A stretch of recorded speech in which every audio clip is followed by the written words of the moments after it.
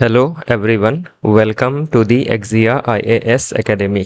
तो चलिए देखते हैं कौन से इम्पोर्टेंट न्यूज़ आर्टिकल हैं जो रेलेवेंट रहेंगे एग्ज़ाम पर्सपेक्टिव से।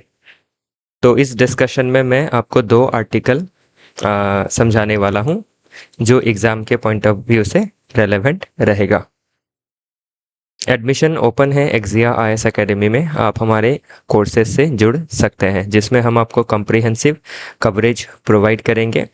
जो डिस्कशन होगा एग्ज़ाम ओरिएंटेड होगा और जो पास्ट ईयर के क्वेश्चन पेपर है, ट्रेंड है, उसके साथ चीज़ों को सम अप करके ही चीज़ें समझाई जाएंगी।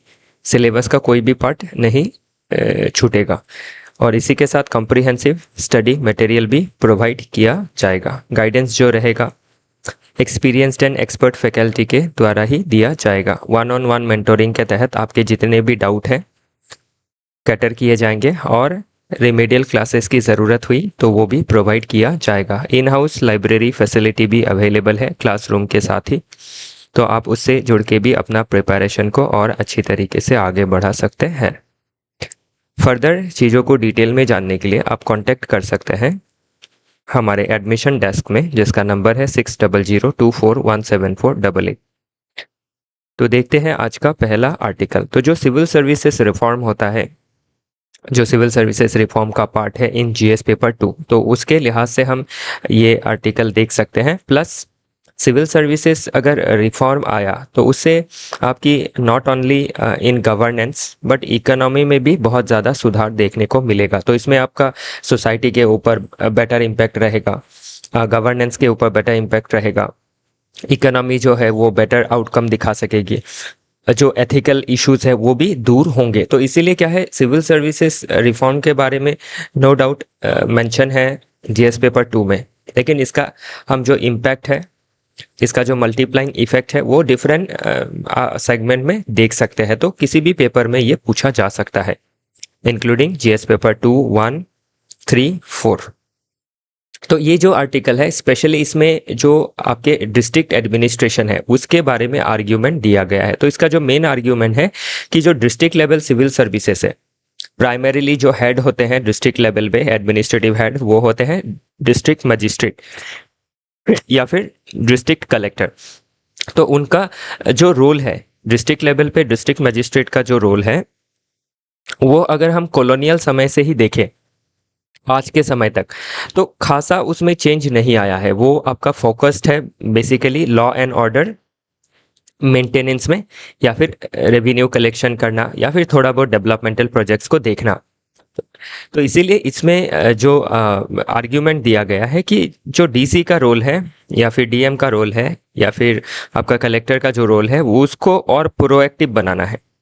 किस तरीके से प्रोएक्टिव बनाना है कि डीएम का जो पोजीशन है उसको सिर्फ और सिर्फ आपके लॉ एंड ऑर्डर के पर्सपेक्टिव से या फिर मैजिस्ट्रियल ड्यूटी के हिसाब से ही ना देखा जाए, उसको आपका ओवरहॉल करके इकोनॉमी के पर्सपेक्टिव से ज़्यादा देखना ज़रूरी है।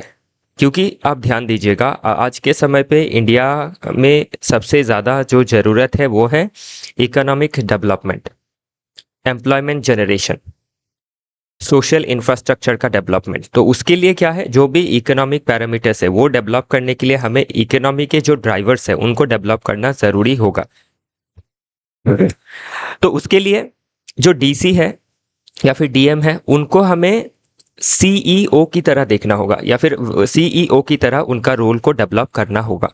और जो फोकस्ड होगा वो mainly economic growth and economic development होगा। और इकोनॉमिक ग्रोथ एंड डेवलपमेंट हुआ तो अदर जो शॉर्ट ऑफ इश्यूज है वो अपने आप ही हल हो जाएगा।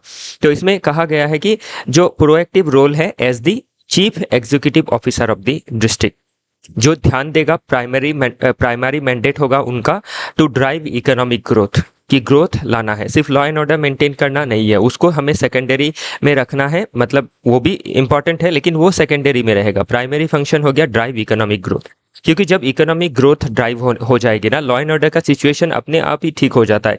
अभी एक ज़िले में आपका मैक्सिमम लोग एम्प्लॉयड है, मैक्सिमम लोग स्किल है, तो सभी क्या है, प्रोडक्टिव चीज़ों में एंगेज रहेंगे। और अगर एम्प्टी रहेंगे, कोई काम नहीं रहेगा, तो तब क्या होगा, आपकी चोरी चकारी हो या फिर इलीगल एक्टिविटीज़ हो, ड्रग अब यूज हो, ये सब देखा जाएगा। तो इसीलिए इकोनॉमिक ग्रोथ, इन्वेस्टमेंट और जॉब क्रिएशन में डिस्ट्रिक्ट लेवल पे ध्यान देना है। तो इंडिया में लगभग 700 के अराउंड डिस्ट्रिक्ट होंगी, तो उसमें हर डिस्ट्रिक्ट, हर ज़िले को जब हम डेवलप करेंगे तो उससे हर कस्बा क्या है, डेवलप हो जाएगा, और उससे पूरा जो देश है वो विकसित हो जाएगा। तो इसीलिए जो इसमें मेंशन किया गया है कि आपका जो डीसी है, उनको, उनका जो रोल है डीसीईओ होना चाहिए, डिस्ट्रिक्ट चीफ एग्जीक्यूटिव ऑफिसर। तो ये एक नया नायाब आइडिया दिया है। तो अभी इसमें अगर हम थोड़ा बहुत ग्लोबल बेस्ट प्रैक्टिसेस देखें तो learning from east Asian models, तो जो ईस्ट एशियन इकोनॉमी है, जो पहले 5 tigers of east Asian economy थे, अभी तो उसमें 10 नेशंस है एशियन में, तो उनका जो ग्रोथ है उसमें उनका जो एडमिनिस्ट्रेटिव रीहॉलिंग है ईस्ट एशियन इकोनॉमीज में, उसके ज़रिए हम देख सकते हैं कंट्रीज़ लाइक वियतनाम, चाइना में कितना ज़्यादा जो बेटर इकोनॉमिक आउटकम है वो देखने को मिला है। तो ये क्यों हुआ है? बिकॉज जो एडमिनिस्ट्रेशन है उसको डायनामिक बनाया गया है, एजेंट ऑफ चेंज बनाया गया है, और फॉस्टर किया गया है बिजनेस फ्रेंडली एनवायरनमेंट, जो हमारे देश के जिलों में क्या है आपकी नहीं है। बिजनेस हॉस्टाइल एनवायरनमेंट है हमारे इधर, no ease of doing business है। नेक्स्ट है गुजरात मॉडल इंस्पिरेशन। तो अभी ध्यान रखिएगा कि इन इकोनॉमी से इंस्पायर होके, वियतनाम हो, चाइना हो, सिंगापुर हो, थाईलैंड हो, इनसे इंस्पायर होके गुजरात मॉडल का डेवलपमेंट हुआ था, जिसमें जो ब्यूरोक्रेसी है उसको रीओरिएंट किया गया ताकि वो फ्रेंडली रहे टुवर्ड्स बिजनेसेस, ताकि ease of doing business provide की जा सके। क्योंकि जब बिजनेस फ्लोरिश होगी तभी क्या है, जो लोकल एरिया है, जो डिस्ट्रिक्ट है वो फ्लोरिश होगा। और इसी तरीके से हम देख सकते हैं कि गुजरात मॉडल के अपनाने के बाद पिछले 20-25 सालों में गुजरात जो है अभी शिखर पे है, इकोनॉमिक ग्रोथ में, डेवलपमेंट में, हेल्थ में हो, एजुकेशन में हो। नो डाउट कुछ ना कुछ प्रॉब्लम तो हर जगह में रहती है, लेकिन कंपैरेटिवली वो अपने तुलना में काफ़ी आगे जा चुका है। तो अभी हमें हमारा जो प्रेजेंट सिस्टम है उसका हमें क्रिटिसाइज करते हुए, इसका जो आपका फ्लॉज है उसको क्रिटिसाइज करते हुए हमें इसको रीहॉलिंग की तरफ ले जाना है। और इसमें जो ऑथर है उन्होंने प्राइड फ्रेमवर्क को दिया है कि the pride framework for reform. तो प्राइड क्या है आपका, इसका जो प्राइड का पी है प्रायोरिटाइज। क्या प्रायोरिटाइज करना है कि जो डिस्ट्रिक्ट कलेक्टर है उसका जो नोमेनकल्चर है उसको चेंज करना है, डिस्ट्रिक्ट चीफ एग्जीक्यूटिव ऑफिसर करना है। तो इससे क्या है, हम एक फोकस ला सकेंगे डेवलपमेंट में। दूसरा आपका आर है रिफॉर्मिंग। और क्या रिफॉर्म करना है आपका, जो अभी ध्यान रखिएगा कि जो डिस्ट्रिक्ट एडमिनिस्ट्रेशन है उसको बेटर कोऑर्डिनेट करना है, स्पेशली सेंटर को बेटर कोऑर्डिनेट करना है विथ स्टेट, स्टेट को कोऑर्डिनेट करना है विथ डिस्ट्रिक्ट एडमिनिस्ट्रेशन, और डिस्ट्रिक्ट को जो ऑटोनॉमी मिलनी चाहिए वो देना ज़रूरी है। अभी ऐसा होता है कि जो स्टेट है वो डिस्ट्रिक्ट एडमिनिस्ट्रेशन को खासा कंट्रोल में रखती है, और स्टेट खुद आपका जो रोल है वो ज़्यादा प्ले करती है। तो इसीलिए क्या है, डिसेंट्रलाइज नहीं हो पा रहा है, या फिर जो सबऑर्डिनेशन होता है, जो सब्सिडियरिटी होती है वो नहीं हो पा रही है, जो डेलीगेशन करना पड़ता है काम का वो नहीं हो पा रहा है। तो इसीलिए रिफॉर्म करना ज़रूरी है। फिर है इंसेंटिवाइज करना ज़रूरी है। तो इंसेंटिवाइज के लिए क्या है, डिस्ट्रिक्ट में आपके की परफॉर्मेंस जो इंडिकेटर्स है उनको डेवलप करने हैं, एजुकेशन में, हेल्थ में, एग्रीकल्चर में, इंफ्रास्ट्रक्चर में। उसके बाद जो आपके डीसीईओ है, डिस्ट्रिक्ट चीफ एग्जीक्यूटिव ऑफिसर, जो मतलब डीसी का पोजीशन था, जो डीसीईओ हो जाएगा, उनको आपका परफॉर्मेंस को चेक करना है, और परफॉर्मेंस बेस्ड उनको इंसेंटिव देना ज़रूरी है कि उनके परफॉर्मेंस के ऊपर समझ लीजिए कि उनका सैलरी हाइक होगा, या फिर उनको कोई इंसेंटिव मिलेगा, या फिर बोनस मिलेगा, जिस तरीके से कंपनी में मिलता है कि कोई जो आपका सीईओ है या फिर वर्कर है वो जब बेटर काम करते हैं तो उनको बेटर क्या है, आपकी हाइक दी जाती है, या फिर अदर जो रेमुनरेटिव जो बेनिफिट्स है, ऑनरेरियम है, वो दिया जाता है। तो वो भी सिस्टम होना चाहिए। तो अभी क्या है, फिक्स्ड सैलरी है, फिक्स्ड समय पे प्रमोशन होना है, तो इसीलिए कोई इंसेंटिव नहीं है। तो इसीलिए इंसेंटिव देना जरूरी है। नेक्स्ट है डिसेंट्रलाइज करना। तो डिसेंट्रलाइज करना जो मैंने ऑलरेडी बताया था कि जो आपका स्टेट है उसका ओवर कंट्रोल नहीं करना है डिस्ट्रिक्ट को फ्री हैंड देना है, ताकि वो क्या कर सके, अपने जो जिले का वो बॉस है तो वो उस तरीके से जो प्रायोरिटीज है उनको आगे बढ़ा सके। नेक्स्ट है एम्पथाइज करना। तो एम्पथाइज में इसमें क्या होगा कि जो आपके DCEO रहेंगे, तो अभी DM का काम क्या है कि बहुत ज़्यादा प्रोटोकॉल ड्यूटीज़ रहता है, कोड ड्यूटीज़ रहता है। तो ऐसा लगता है कि ये जो आपके डिस्ट्रिक्ट एडमिनिस्ट्रेशन है ये गवर्नमेंट को सर्व करने के लिए बनी है, ना कि पीपल को सर्व करने के लिए बनी है। कि आपके मंत्री आते रहेंगे, कोई VIP आते रहेगा, उसको प्रोटोकॉल ड्यूटी करते रहना, उसकी सिक्योरिटी मैनेज करते रहना। तो इन सभी चीज़ों में आपका डिस्ट्रिक्ट एडमिनिस्ट्रेशन या फिर जो बॉस है वो ज़्यादा बिजी रहता है। तो इन चीज़ों को कम करना ज़रूरी है और फोकस करना है कि जो डिस्ट्रिक्ट लेवल है वो better strategic planning and execution कर पाए with minimum intervention by the state government और by the central government.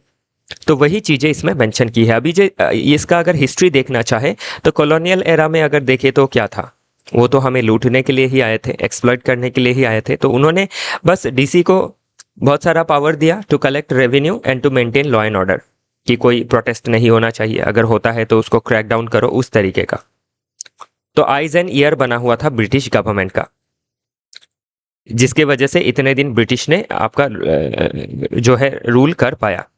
Post independence नेहरूबियन era में अगर देखें तो नो डाउट डेवलपमेंट में ध्यान दिया गया था 5 ईयर प्लान के जरिए और कम्युनिटी डेवलपमेंट प्रोग्राम जो था उसके जरिए। लेकिन उसमें भी क्या हुआ, ओवर ब्यूरोक्रेटाइजेशन हो गया, जिसकी वजह से आपकी जो हमारी कम्युनिटी डेवलपमेंट प्रोजेक्ट्स थी वो लगभग फेलियर की तरफ जाने लगी।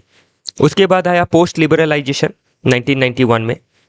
तो इसमें क्या हुआ, आपका जो लाइसेंसिंग सिस्टम था नेहरूवियन एरा में उसको मिनिमाइज किया गया, कोटा सिस्टम को मिनिमाइज किया गया, लेकिन फिर भी कंप्लीट ओवरहोल नहीं हुआ।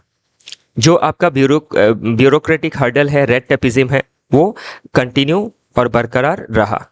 तो अभी इसमें क्या है, करंट कॉन्टेक्स्ट में देखें, अगर हम विकसित भारत बनना चाहते हैं तो विकसित भारत, पूरा देश अगर विकसित भारत कहलाएगा एक समय पे जाके 1947 में, तो उसके लिए कंडीशन तो आज हमें तैयार करनी पड़ेगी और उसके लिए पूरे हर जिले को हमें डेवलप करना होगा। तो हर जिले को डेवलप करने के लिए हर जिले का जो एडमिनिस्ट्रेटिव बॉस है उसको, उसका जो रोल है उसको रीडिफाइन करना पड़ेगा, redefining the role, giving delegation power और subsidiarity so that he can make better planning for his district. और उनको टारगेट देना पड़ेगा कि इतने समय पे आपको एजुकेशन जो है आपका वो 100% अचीव करना है, वो चाहे आपका नॉर्मल एजुकेशन हो या फिर एजुकेशन टू द एडल्ट्स हो। फिर आपका सेकेंडली जो हेल्थ फैसिलिटीज़ है उसको यूनिवर्सल बनाना पड़ेगा। थर्डली जो स्किल का व्यवस्था है उसको डेवलप करना पड़ेगा, उसके लिए इंफ्रास्ट्रक्चर चाहिएगा, उसको डेवलप करना पड़ेगा। तो इन सभी चीज़ों का टारगेट रखना पड़ेगा जो DCEO है उसके लिए, तभी क्या है, देश जो है वो डेवलप हो पाएगा, विकसित भारत बन पाएगा बाय 2047। अभी चैलेंजेस क्या है कि जो चेंजेस लाने की हम कोशिश कर रहे हैं या फिर इसमें सुझाव दिया गया है, इनर्शिया देखा जाता है, मतलब जड़ता, कि चेंज नहीं होना है। तो जो ब्यूरोक्रेसी है आज आपके कई सालों से इसी तरीके से चल रही है, एक हायरार्की के तहत, एक सीनियरिटी प्रिंसिपल के तहत, एक प्रोसीजर के तहत, जिसमें प्रोसीजर में ज़्यादा ध्यान दिया जाता है। नेक्स्ट है लैक ऑफ स्पेशलाइजेशन। जो सिविल सर्विसेज का सिलेक्शन होता है वो काफ़ी जनरलिस्ट तरीके से होता है, उसमें कोई स्पेशलिटी नहीं रहती है। तो इसीलिए क्या है, अभी आपका जो हम एक्सपेक्ट कर रहे हैं कि एक CEO जिस तरीके से इकोनॉमिक डेवलपमेंट को, कंपनी का डेवलपमेंट को इंश्योर करता है, उस तरीके से DC भी करे। तो उसके लिए DC के पास जो है आपका, या फिर DCEO के पास उस तरीके का इकोनॉमिक इंटेलिजेंस जो है वो रहना पड़ेगा। तो वो इसमें चैलेंज की तरह बताया गया है कि स्पेशलाइजेशन नहीं है। फिर जो पॉलिटिकल इंटरफेरेंस है वो भी कम नहीं होता है, ब्रिटिश के समय पे देख लीजिए या फिर आज के समय पे देख लीजिए कि जो आपका सिस्टम है, नो डाउट वो हैंड चेंज हो गया, लेकिन जो सेंट्रलाइजिंग टेंडेंसी ब्रिटिश के समय पे था वो टेंडेंसी अभी भी हम देख सकते हैं। फिर फ्लॉड इंसेंटिव स्ट्रक्चर है, तो जो इंसेंटिव स्ट्रक्चर होना चाहिए कि जो बेटर काम कर रहा है उसको बेटर प्रमोशन होना चाहिए, लेकिन उसके जगह पे क्या होता है, सीनियरिटी के बेस में हमारा प्रमोशन होता है। तो उसको चेंज करके अगर हम परफॉर्मेंस के बेस पे करें तो सिस्टम के अंदर क्या होगा, बहुत ज़्यादा रेजिस्टेंस जो है वो डेवलप हो जाएगा। सीनियर जो है वो इसको नहीं एक्सेप्ट करेंगे, नहीं चाहेंगे कि वो जूनियर के नीचे काम करे। नेक्स्ट है ओवरबर्डनिंग विथ रूटीन टास्क। तो काफ़ी ज़्यादा रूटीन टास्क है, प्रोटोकॉल ड्यूटीज जो है, कोर्ट वर्क है, managing day to day crisis है। ये क्या करता है, living little time for strategic thinking and developmental planning. Centralisation of power है, जो ऑलरेडी मैंने बताया है आपको, वो चाहे फाइनेंशियल पावर हो या फिर एडमिनिस्ट्रेटिव पावर हो। तो वे फॉरवर्ड क्या है, एक पॉलिटिकल कंसेंसस डेवलप करना ज़रूरी है। तो पॉलिटिकल जो विल है उसको डेवलप करना ज़रूरी है to overall district administration. Next है लॉन्च अ पायलट प्रोग्राम। तो पूरे देश में चेंज नहीं करना है, क्या पता किस तरीके का इसका आउटकम निकले, तो इसलिए पायलट प्रोजेक्ट हम ले सकते हैं। 28 स्टेट है, तो 28 स्टेट के चंद जिलों में, जैसे 700 जिले हैं, तो उसमें हम लगभग 100-200 जिले में इसको एक बार पायलट प्रोग्राम के तहत चला सकते हैं। नेक्स्ट है डेवलप रोबस्ट डीडीआई। तो डिस्ट्रिक्ट डेवलपमेंट इंडिकेटर्स, कि डिस्ट्रिक्ट के डेवलपमेंट में क्या क्या इंडिकेटर्स रह सकते हैं उसको डेवलप करना। एजुकेशन हो, हेल्थ हो, स्किल हो, एग्रीकल्चर हो, इंफ्रास्ट्रक्चर हो। फिर जो सर्विस रूल है उसको अमेंड करना ज़रूरी है by department of personal and training, कि किस तरीके से जो सर्विस रूल है वो रहेंगी। परफॉर्मेंस बेस्ड प्रमोशन करना, इंसेंटिव देना, न्यू डेजिग्नेशंस को डेवलप करना। और इसी के साथ इन्वेस्ट इन कैपेसिटी बिल्डिंग, क्योंकि काफ़ी जनरलाइज तरीके से आपका ट्रेनिंग होता है to understand the entire administrative system of India. तो उसके जगह पे क्या है, उसको उसके पैरेलली स्पेशलाइज ट्रेनिंग देनी भी ज़रूरी है, जिसका स्पेशलिटी जिसमें है। तो अभी सिविल सर्विसेज में ऐसा नहीं है कि स्पेशल लोग नहीं रहते, स्पेशल लोग रहते हैं। जैसे इंजीनियर भी सिलेक्शन होता है, कोई सीईओ भी, कोई सीए भी सिलेक्ट होता है, कोई आपका एमबीए वाला भी सिलेक्ट होता है। तो उनको उस तरीके से ज़िले में डिफरेंट तरीके के काम में आपका नियोजित किया जा सकता है। फिर जो टेक्नोलॉजी है उसको भी, उसका लेवरेज लेना भी ज़रूरी है, ताकि रियल टाइम में परफॉर्मेंस वगैरह का जो ट्रैकिंग है वो किया जा सके। तो ये समझा हमने अबाउट कि किस तरीके से हम डिस्ट्रिक्ट लेवल पे डेवलप कर सकते हैं हमारे एडमिनिस्ट्रेटिव सिस्टम को, ताकि हम बेटर इकोनॉमिक आउटकम को अचीव कर सके, एम्प्लॉयमेंट जनरेट कर सके, इंक्लूसिव डेवलपमेंट कर सके, सोशल सिक्योरिटी को पा सके, फाइनेंशियल सिक्योरिटी को पा सके, आत्मनिर्भर बन सके, एंड देन फाइनली हम विकसित भारत बन सके। तो चलिए देखते हैं next article, tax to GDP, number and optics. तो जो टैक्स टू जीडीपी रेशियो है वो, उसके ऊपर देश का जो डेवलपमेंट है, गवर्नमेंट का जो डेवलपमेंट एक्टिविटीज़ है वो काफ़ी ज़्यादा डिपेंड करता है। तो जीडीपी के, जो जीडीपी है उसके मुकाबले, मतलब जीडीपी का कितना रेशियो जो है वो टैक्स के ज़रिए गवर्नमेंट को प्राप्त होता है। तो इसमें कहीं डेटा मेंशन होगा कि लगभग 15-20% के अंदर ही है, ये रहा। जबकि ओईसीडी में ये क्या है, 34% है। Organisation of Economic Cooperation and Development के जो नेशंस है, जो यूरोपियन नेशंस है, या फिर डेवलप जो कैपिटलिस्ट लिबरल कंट्रीज है, तो उसके देश, उनके देश में क्या है, लगभग अगर 100% इनकम होता है, 100% जीडीपी है, तो उसमें 34 रुपये जो है वो जीडीपी से 34 रुपये का टैक्स कलेक्ट होता है। तो जब बेटर टैक्स कलेक्ट होगा तभी क्या है, जो गवर्नमेंट है वो better socio economic welfare policies को ले पाएंगी, उससे देश डेवलप होगा। क्योंकि हमारे देश में अगर हम देखें तो जो इनकम इनइक्वालिटी है, रिसोर्स इनइक्वालिटी है, वो काफ़ी ज़्यादा है। तो अभी उस इनइक्वालिटी को दूर करने के लिए, हेल्थ इनइक्वालिटी हो, एजुकेशन इनइक्वालिटी हो, स्किल इनइक्वालिटी हो, उसको डेवलप करने के लिए ज़रूरी है कि गवर्नमेंट के पास अच्छा इनकम आना है through taxation, direct taxation, indirect taxation. तो वो अभी हमारे देश में क्या है, नहीं बढ़ रहा है, या फिर एक लेवल के बाद ये नहीं बढ़ा है। तो उसका एक रीज़न ये है कि आपका हमारे देश में जो लोग हैं वो टैक्स को इवेड करने की कोशिश करते हैं, टैक्स नहीं देना चाहते हैं, लूप होल्स निकाल के टैक्स को आपका, या फिर जो कमाई होती है उसको ऑफिशियली नहीं दिखाते हैं। क्यों नहीं दिखाते हैं, उसका भी एक रीज़न गवर्नमेंट ही है, कि जो सोशल कॉन्ट्रैक्ट है, मीन्स जो कॉन्स्टिट्यूशन है, तो ये क्या कहता है कि हमारे देश में जो लोग हैं, हर व्यक्ति, उनको बेटर सर्विस देने की बात कहता है under directive principles of state policy, health हो, एजुकेशन हो, आपका लीगल सर्विसेज हो। लेकिन देखा गया है कि हमारे देश में जो पब्लिक सर्विसेज हम प्राप्त करते हैं, जैसे सड़क ही हो गया, या फिर एक सरकारी स्कूल हो गई, या फिर कॉलेज हो गया, या फिर आपका हेल्थ इंफ्रास्ट्रक्चर हो गया, वो बद से बदतर है, जिसमें आपको बहुत लंबा लाइन लगाना है, दवा नहीं मिलती है, डॉक्टर नहीं मिलती है। तो इस तरीके का प्रॉब्लम है। सड़क में गड्ढे से भरे हुए हैं, जो आपके पॉट होल से वो लोगों की जान ले लेते हैं। या फिर जो आपका पेवमेंट एरिया है, उधर आप चल नहीं सकते हैं। तो ये जो प्रॉब्लम है हमारे देश में, ये क्यों है? क्योंकि बहुत ज़्यादा करप्शन है। इसीलिए हमारे जो पॉपुलेशन है, जो टैक्स पे कर सकते हैं, तो वो ये मान लेते हैं कि ये उनका कि हमें टैक्स नहीं पे करना है। उनका जो टैक्स मोरल है कि एज ए आपका अवेयर सिटीजन हमें टैक्स पे करना चाहिए। लेकिन वो इस बात को लेके भी अवेयर है कि आपका जो हेल्थ है, एजुकेशन है, वो भी बेटर नहीं है। मैं टैक्स पे कर रहा हूँ, लेकिन मुझे मिल क्या रहा है? मैं टैक्स पे करने के बाद भी मुझे प्राइवेट ट्यूशन लेना पड़ रहा है।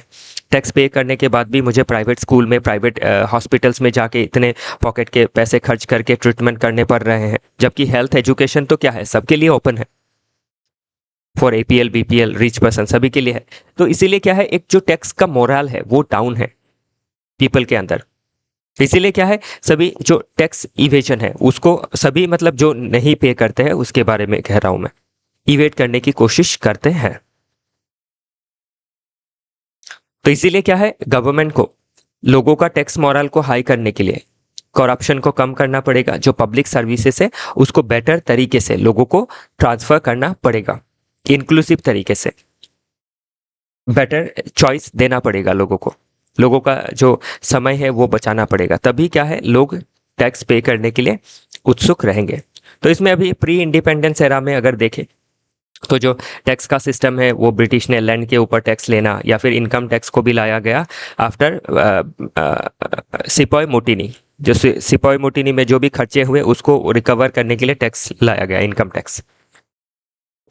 उसके बाद अगर देखें 1950 से 80s फेज में जो सोशलिस्ट फेज था, इसमें हाई टैक्सेस था, इसीलिए टैक्स कलेक्शन भी हाई था आपका।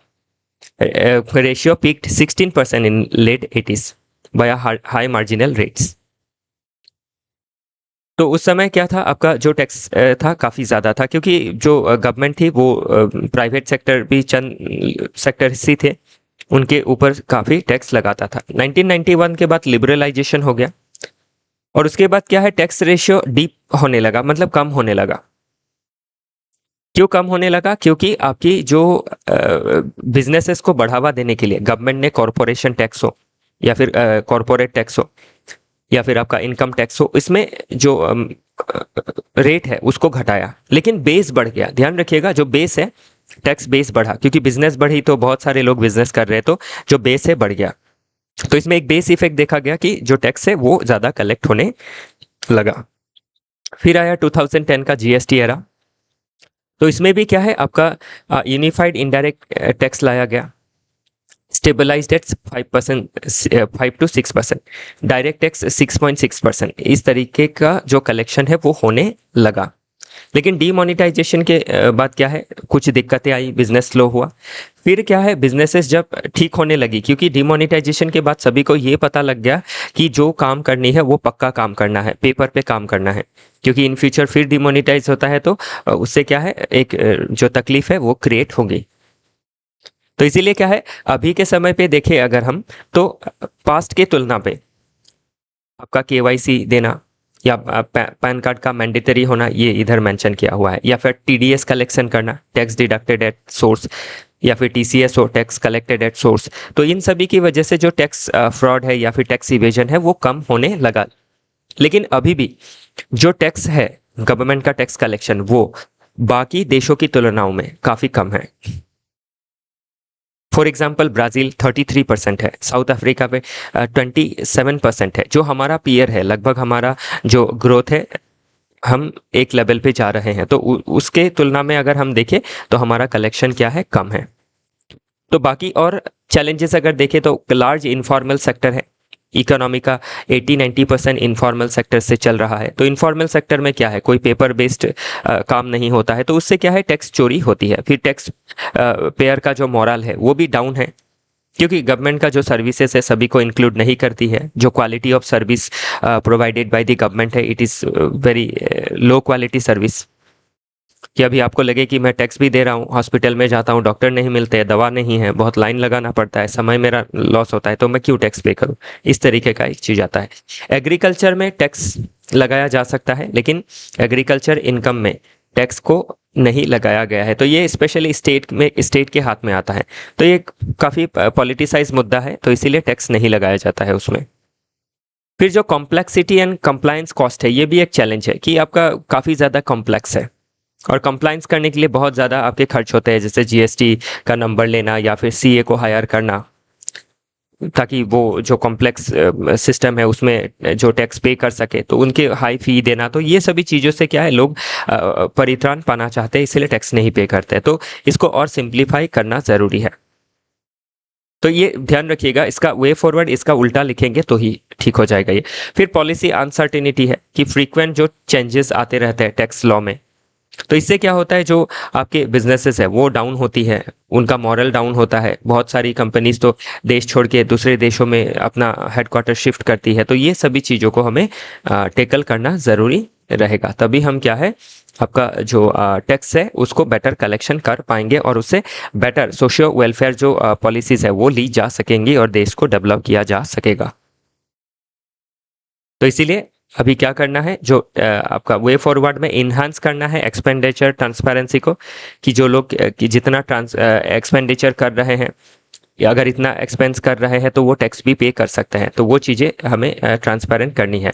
जो फीडबैक मैकेनिज्म है टैक्स को लेके, कि अभी जो टैक्स पेयर है उनको जो दिक्कत हो रही है उसके लिए फीडबैक देना चाहिए और गवर्नमेंट को उस फीडबैक को लेके टैक्स पेयर्स का सहूलियत के हिसाब से चीज़ों को ठीक करनी चाहिए, तभी लोग एनकरेज रहेंगे। इम्प्रूव करना है पब्लिक कम्युनिकेशन को, तो गवर्नमेंट को बेटर कम्युनिकेट करना होगा पीपल के साथ थ्रू पब्लिक सर्विसेज, कि देखिए हम आपके लिए अच्छा सर्विस बना रहे हैं, स्कूल बना रहे हैं, हॉस्पिटल बना रहे हैं, ताकि जो सोशल कॉन्ट्रैक्ट है उसमें जो ट्रस्ट है उसको आपका रीअश्योर किया जा सके।